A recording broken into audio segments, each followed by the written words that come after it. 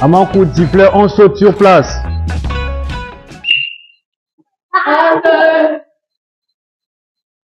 Chaque mouvement coule de manière transparente et en suit un autre pour développer à la fois force et concentration.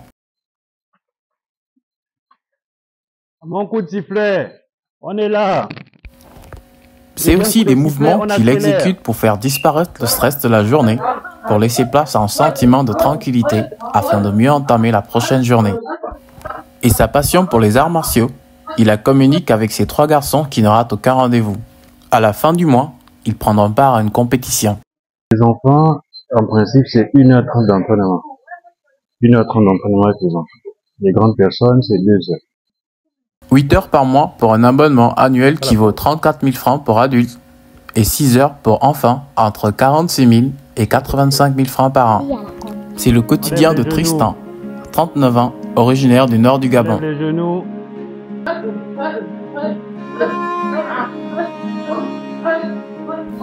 Tristan est diplômé de géographie et il rêvait de faire carrière dans l'agro-industrie. Mais c'est un rêve qui ne se réalise pas pour ce jeune plein d'ambition.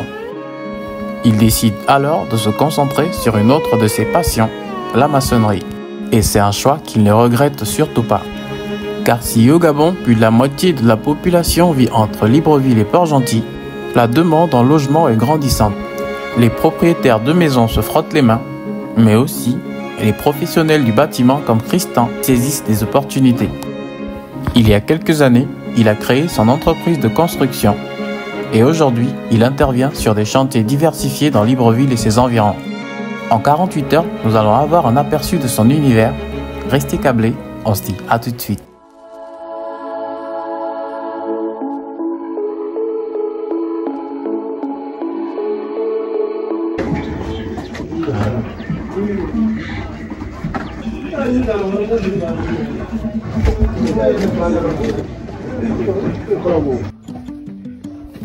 Une gaine électrique, des boîtiers, un néon, bref, une liste d'outils qu'il doit acheter avant de se rendre à son lieu de rendez-vous. Tristan a choisi de me faire visiter un lieu dans le 5e arrondissement de la capitale pour une raison bien particulière. C'est ici où il a fait l'un de ses premiers pas il y a 12 ans. Ok, c'est la toute première maison que j'ai trouvée, celle qui aurait chaussé. Tout le reste, c'est sorti de ma tête. Alors qu'il était encore étudiant, la propriétaire de cette parcelle lui confie le projet de construction de plusieurs logements locatifs. Elle avait commencé avec un autre professionnel, mais le résultat n'était pas à la hauteur de ses attentes. Tristan a donc saisi sa première opportunité. J'ai imaginé la disposition de la concession. C'est ce qui m'avait permis de sortir le plan de la maison qui est au-dessus. En haut, c'est un 2 chambres. 2 chambres, salon, cuisine, avec une douche à l'intérieur. La chambre des parents aussi a sa propre douche. J'ai sorti celle-là. Ensuite, si vous regardez ici, il y a un escalier, il y a un duplex qui est sur le côté. Donc, le salon et la cuisine, une cuisine américaine, donc cuisine ouverte, en bas, et 2 chambres en haut, avec une salle de bain à l'étage. Et ensuite, j'ai sorti celle-là, c'est là où elle réside. À l'intérieur, c'est 3 chambres, 2 salles de bain, une dans la chambre principale et une commune, avec cuisine américaine toujours. Et ensuite, on a fait ce studio on vient d'agrandir pour ajouter une chambre. Et à l'étage, 2 autres studios. Satisfaite des services de Tristan, elle lui confie désormais la plupart de ses projets de construction. Aujourd'hui, il y a une installation électrique à faire dans cette nouvelle pièce. Voici, elle a fait une extension. Elle a rajouté cette pièce. Donc ici. Donc je leur refais l'électricité ici, ajouter 2 prises, mettre un interrupteur. C'est ce que je suis censé faire ici. Au départ, c'était un simple studio. Donc un F2, c'était un F2, salon, cuisine, chambre avec salle de bain. Au départ, c'était ça. Bon, après, elle a préféré utiliser l'espace qui servait de terrasse à l'extérieur en dessous de ce du haut pour transformer ça en un 2 chambres, donc en F3. Donc aujourd'hui, au lieu de F2, c'est passé un F3. 66 mètres carrés pour l'appartement du haut et 48 mètres carrés pour le studio indépendant. Le coût global de la construction de ce bâtiment est estimé à 11 millions de francs CFA. Et pour les travaux d'agrandissement, ça vaut 400 000 francs de plus pour 11 mètres carrés supplémentaires. Pour l'installation électrique, Tristan empochera une quarantaine de mille pour ce service.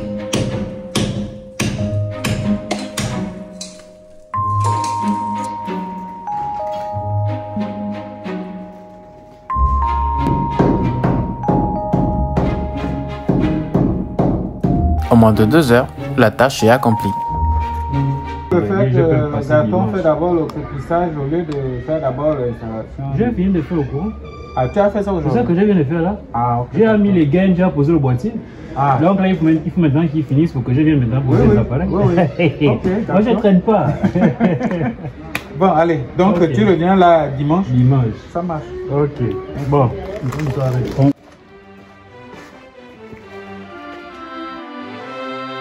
Nous nous rendons dans le sud de Libreville où Tristan a sous-traité avec une entreprise de la place. Là-bas, il y a cette maison de 160 mètres carrés qui sera prête dans quelques semaines.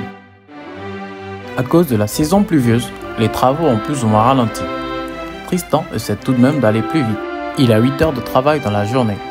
Mais, avant de démarrer, il m'accorde un moment pour répondre à certaines de mes questions. Des questions comme « Que faut-il faire pour commencer à travailler sur un tel projet ?» Avant de démarrer un projet, la première chose que je me rassure, c'est que le matériel soit vraiment prêt.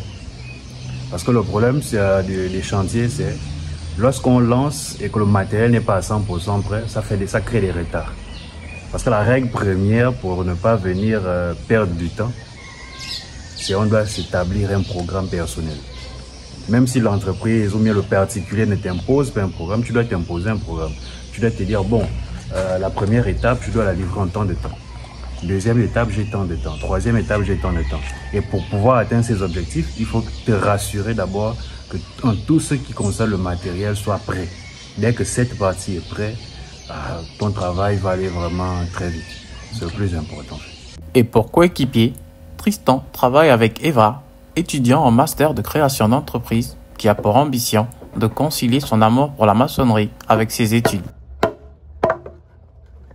Que je suis né dans la maçonnerie parce que pour nous, dans ma famille, au fait, la maçonnerie est comme, je dirais que c'est un héritage. Je le tiens de mon grand-père qu'il a légué à ses enfants, à ses fils, donc à mes pères, et ça se transmet comme ça de génération en génération. Disons que j'ai commencé la maçonnerie en accompagnant mon père dans ses chantiers depuis que j'ai l'âge de 12 ans par là. Nous sommes nombreux des jeunes sans activité, mais qui se lancent aujourd'hui, pour l'instant, qui se lancent dans la maçonnerie peut-être par défaut. Et beaucoup ont encore cette vilaine mentalité de se dire le maçon est celui qui n'a peut-être pas réussi dans sa vie et qui est dans l'obligation de se tourner vers la maçonnerie. Quand quelqu'un s'exprime en se disant je suis maçon ou je suis aide-maçon, ça vient un peu à la moquerie, vous comprenez? Or, ceux qui ont compris savent qu'il y a de l'argent à se faire dans la maçonnerie. Énormément d'argent. Et il y a également des jeunes du quartier. Je me suis habitué et puis pour moi c'est quelque chose de bien, ça me permet de gagner l'argent honnêtement. Et je vois aussi, j'apprends aussi, je sais pas où je peux me retrouver demain et je pense que ça peut m'aider. Ça va forcément m'aider. Et ça fait quoi de travailler avec Tristan? Non, moi ça m'arrange, c'est quelqu'un de formidable. Il nous a fait appeler un matin, puis voilà, on a commencé à travailler avec lui. Avec lui, il n'y a pas de pression, il n'y a aucun problème, il n'y a rien en fait. Tu as le plaisir quand tu travailles avec lui. Ils perçoivent 7 000 francs comme salaire journalier et sont à leur 5e semaine de travail.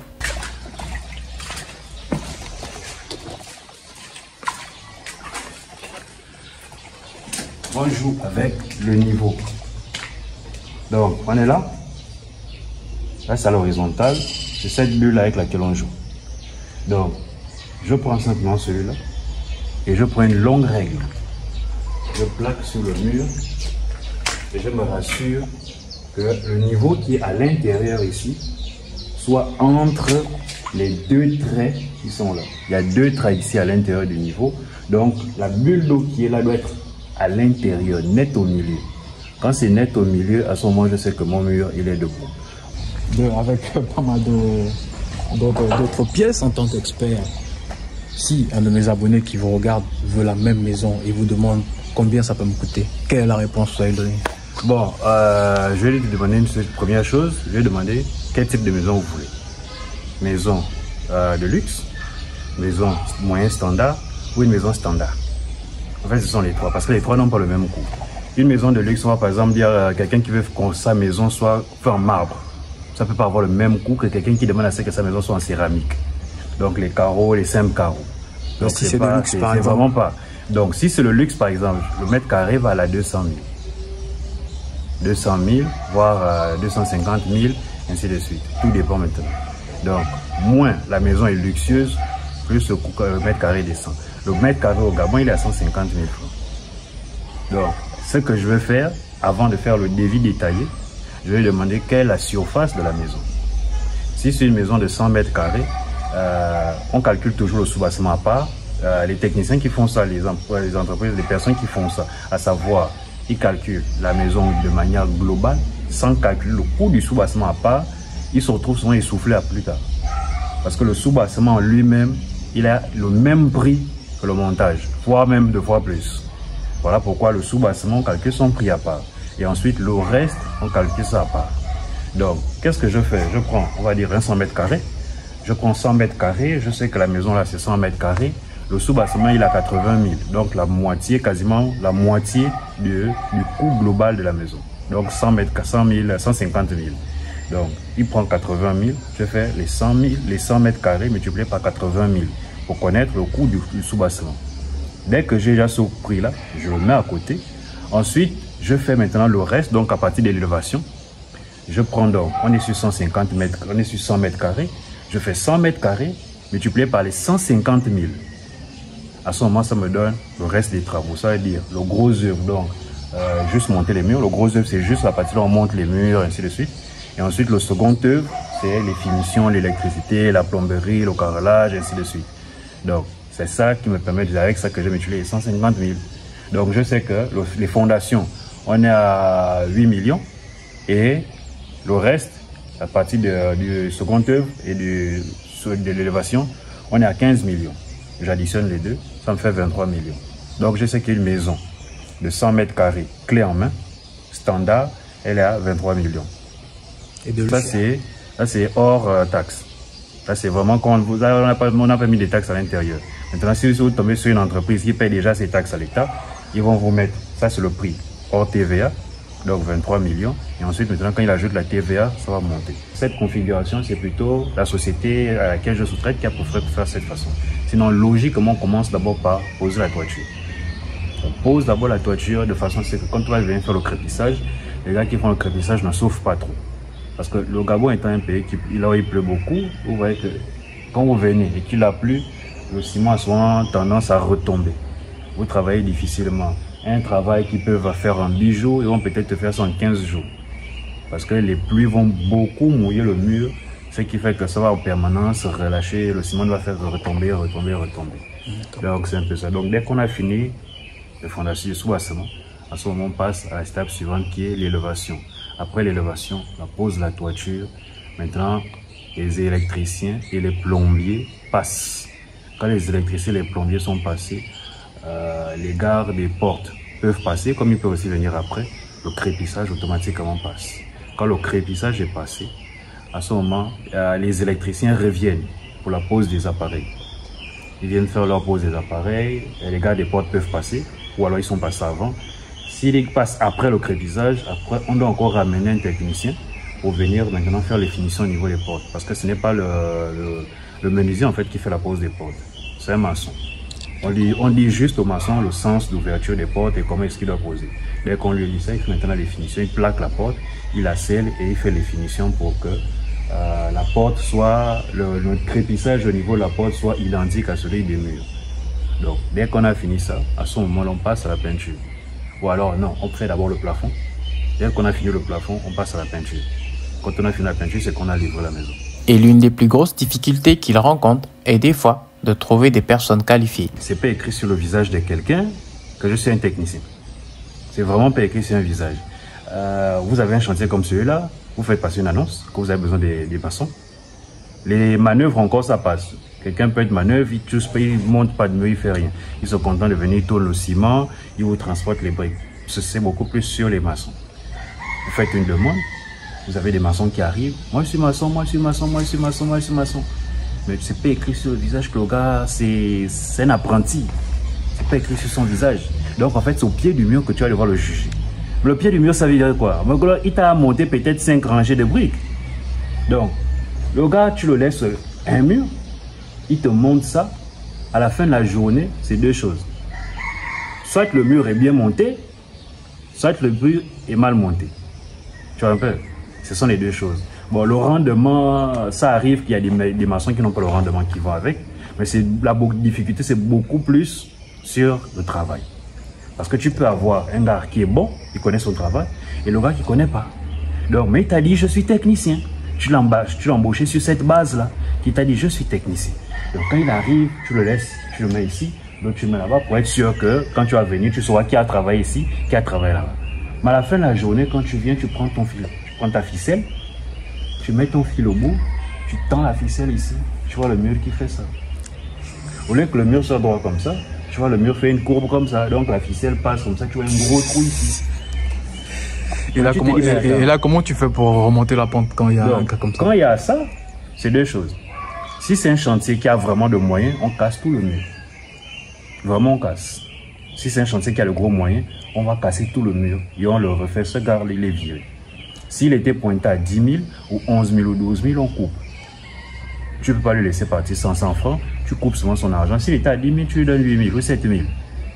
Selon le niveau des dégâts. Tu y arrives le lendemain, tu dis mon ami, tiens ton argent, rentre chez toi. Oh mais c'est pas ça que j'ai travaillé mon ami, je suis obligé de te casser ton mur. Maintenant si c'est un chantier où il n'y a pas de gros moyens, à ce moment-là, on va faire ce qu'on appelle du moussage. Donc on va tendre la ficelle pour voir l'épaisseur qu'il faudra rattraper. Et qu'est-ce qu'on fait? On prend le ciment, on frappe. On frappe juste le ciment, on va aller par derrière pour voir à quoi ça ressemble un moussage. Donc, on va passer par ici.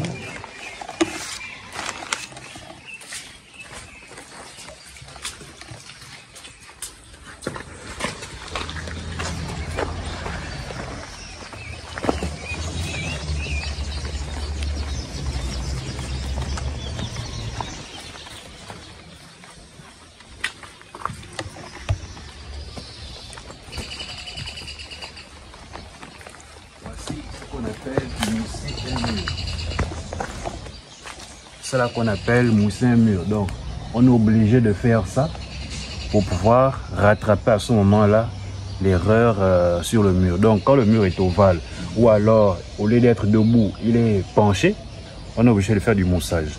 S'il est penché vers l'avant et que c'est trop rentré ici, on est obligé de mousser toute cette zone-là pour pouvoir rattraper ici. Si ça fait ça, on fait la même chose. On va beaucoup plus mousser vers le haut pour pouvoir rattraper le niveau du bas avant crépissage. Donc c'est ça qu'on est obligé de faire pour pouvoir rattraper ce genre d'erreur.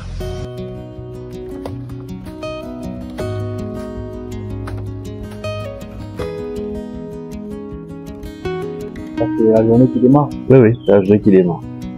Bon, parti. Ce qui était important pour moi était aussi de savoir ce qu'il aime réellement dans ce métier. Ce qui me passionne le plus, c'est le fait de voir un truc comme ça. Ça n'existait pas. Et à la fin, tu vois quelqu'un qui est heureux d'avoir ça. En fait, c'est ça le plus grand de mes bonheurs. Quand par exemple, le client arrive, surtout, en fait, la fin, c'est pas intéressant.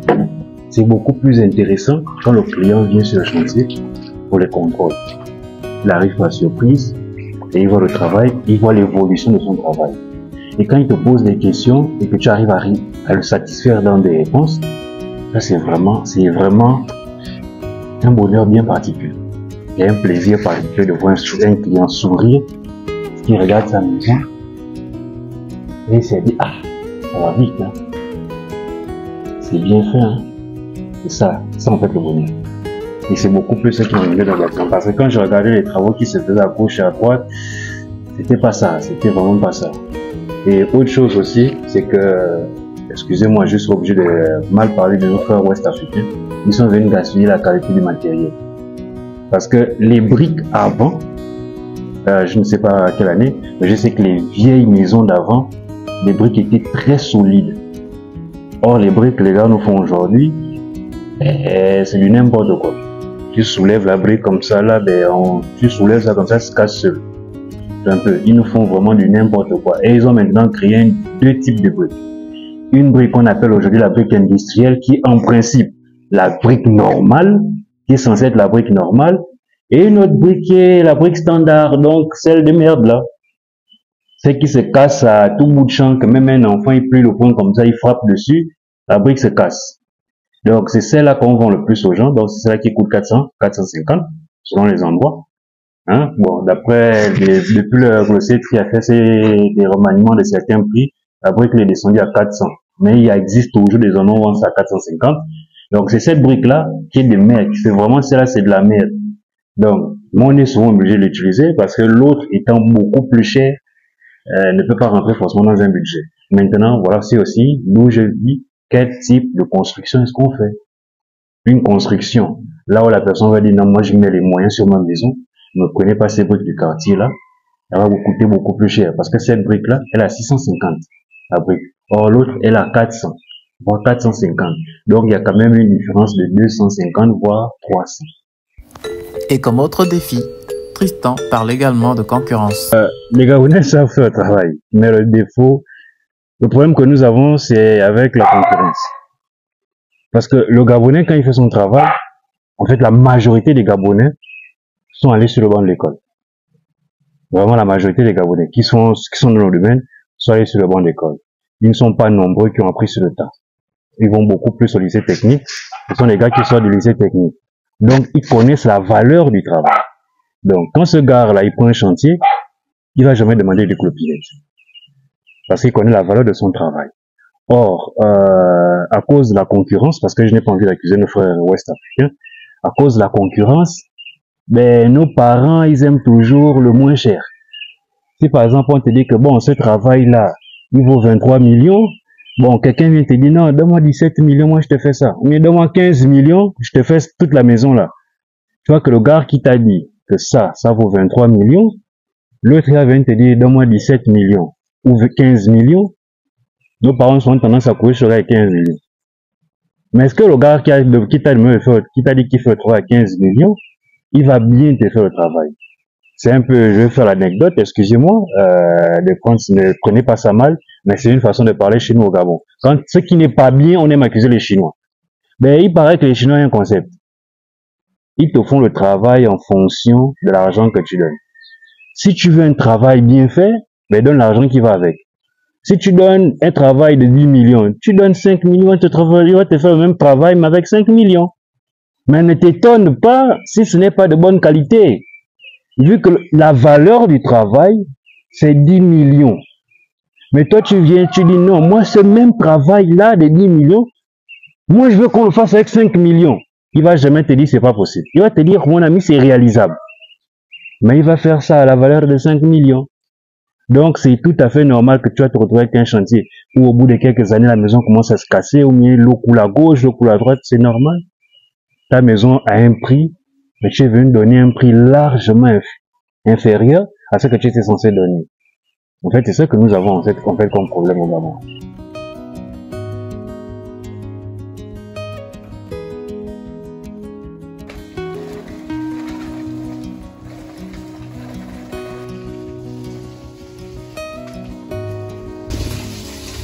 Et donc là, quand la journée elle termine comme ça, tu penses à quoi? Quelles sont tes priorités? Quand la journée se termine, je pense déjà à demain. Parce qu'en fait, quand je termine comme ça, je suis en train de planifier demain. Et quand je sors d'ici, la majorité du temps, je pense après le sport le soir. C'est un peu ça. Quant à moi, je pense plutôt à la prochaine découverte à partager avec vous dans le monde de l'entrepreneuriat au Gabon. Et ça a été un réel plaisir pour moi de vous avoir présenté ce Gabonais ambitieux qui mérite notre attention. Merci de m'avoir suivi, n'oubliez surtout pas de vous abonner et cliquer sur la cloche de notification pour ne rater aucune de mes prochaines vidéos. On se dit à bientôt pour un prochain rendez-vous de Where the Wind Takes Me.